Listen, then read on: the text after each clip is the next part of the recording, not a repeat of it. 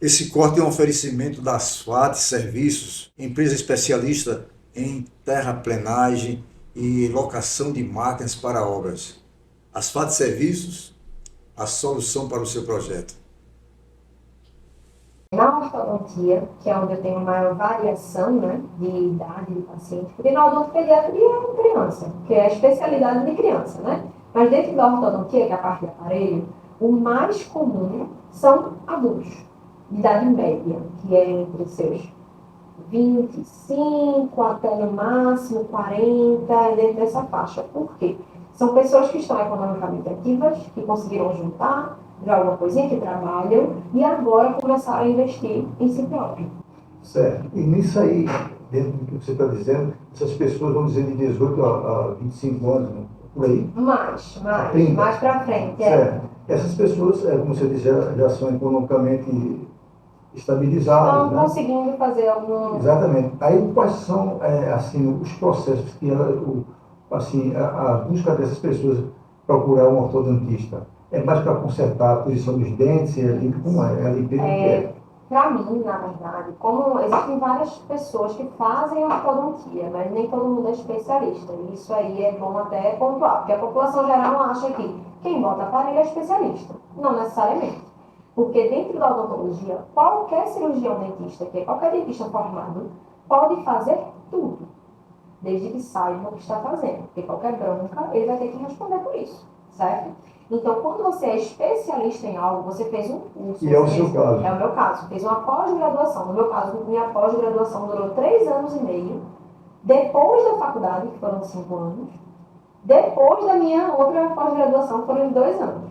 Que foi dentro da residência do IMI. Então, a pós-graduação de ortodontia, com 3 anos e meio, não é todo mundo que faz.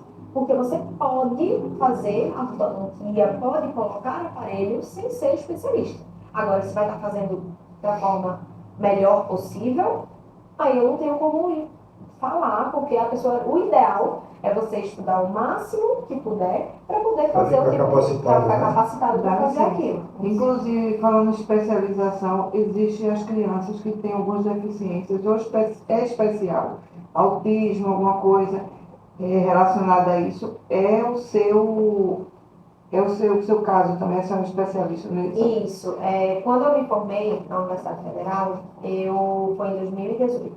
Em 2019, em 2018 mesmo, no fim do ano, a gente faz uma prova para poder tentar a residência.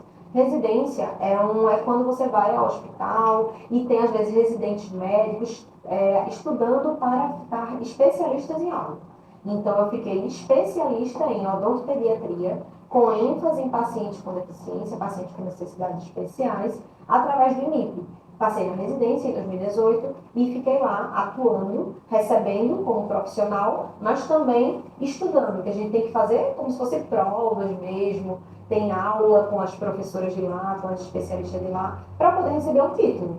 Então, eu fiz lá essa residência que ela é nessa área de criança, bebê e também de pacientes com necessidades especiais. Então, a gente atende pacientes com autismo, pacientes com síndrome de Down, pacientes oncopediátricos, que são pacientes que estão fazendo tratamento para câncer, que são uma saúde totalmente diferente, né? Estão fazendo uso de medicamentos muito fortes.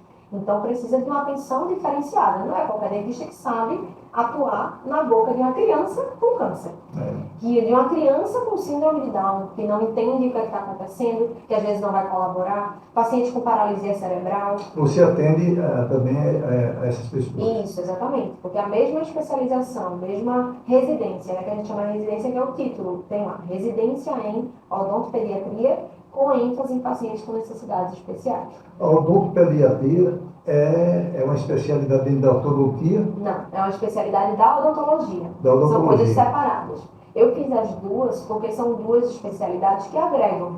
Então, eu tenho muitas vezes crianças que eu cuido, né, que eu acompanho, e depois de 2 anos que está comigo, eu vejo que ela precisa do aparelho. Então, ela continua comigo na parte de ortodontia.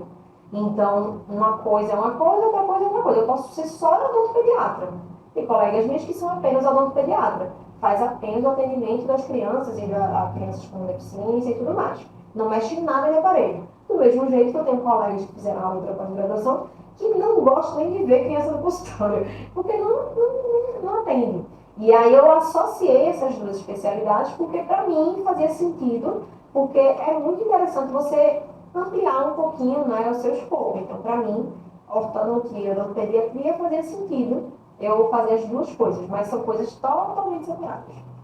Que legal. E assim, para um profissional cuidar de criança, tem que ser um profissional que tenha assim, uma sensibilidade muito grande, que tenha uma paciência, porque não é fácil, principalmente uma criança... Não é melhor nem fazer, né? É. Agora, hoje a gente vê, eu tinha falado antes, essa explosão, esse boom da odontologia, porque aonde a gente, em cada esquina tem uma clínica dentária, né? E a gente percebe também, doutora, que muitas dessas pessoas estão ali só para ganhar dinheiro, né? Existe, infelizmente, e isso em toda a profissão, todas as profissões têm isso, né? Existem pessoas que estão ali só pelo dinheiro, não tem aquele, vamos dizer assim, o amor pelo que está fazendo.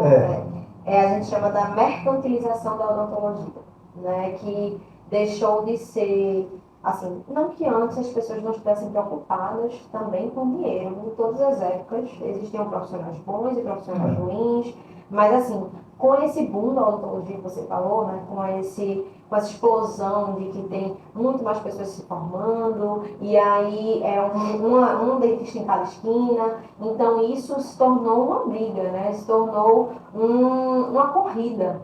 E aí, quem é que vai chegar primeiro no paciente? Quem é que vai puxar primeiro aquele paciente? E aí vieram as pessoas que topam tudo por dinheiro. Então, preferem botar, às vezes, o preço lá embaixo, mesmo sabendo que com esse valor vai entregar um resultado. Não vai conseguir entregar um bom resultado. Ele deveria de ser prioridade, deixou de ser. Deixou de ser, porque às vezes você, vamos lá, a concorrência está vendendo tratamento X por 200.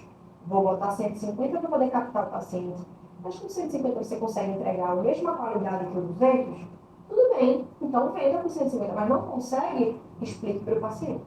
Porque ele vai achar que está com 150, vai ter um tratamento que é o de 200.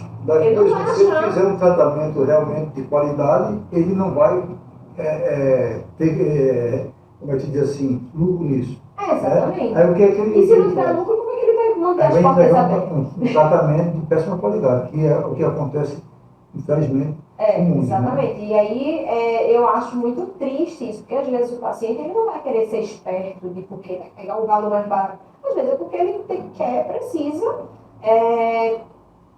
precisa realmente ter um orçamento mais baixo por conta da realidade financeira.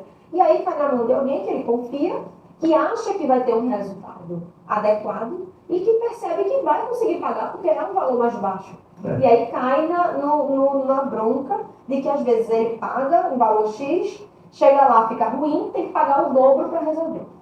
Exatamente. E aí é o que tem mais acontecido. E isso vai passando tempo, mais tempo, e o problema piorando. Se é de zerar ou melhorar, piora. Exatamente. A gente falou lá atrás. O que era uma restauração virou um canal, o que era um canal virou uma coroa, o que era uma coroa virou implante. E aí, muitas vezes o cara não tem condição de pagar. E aí fica na mão. E tudo chegou a esse ponto porque procurou um especialista, um profissional que não tinha referências, né? Porque quando você tem referências de um profissional, você já sabe mais ou menos como é que ele atua, você não cai tanto no limbo aí, nessa bronca. Você acabou de assistir a um corte do Pode Tudo Demais podcast. Se gostou do nosso conteúdo, curta, comentem, compartilhe. E se ainda não for inscrito no nosso canal, inscreva-se, pois assim você vai nos dar uma puta moral para que o algoritmo da plataforma possa entregar para mais pessoas os nossos conteúdos. Valeu aí, um grande beijo no coração.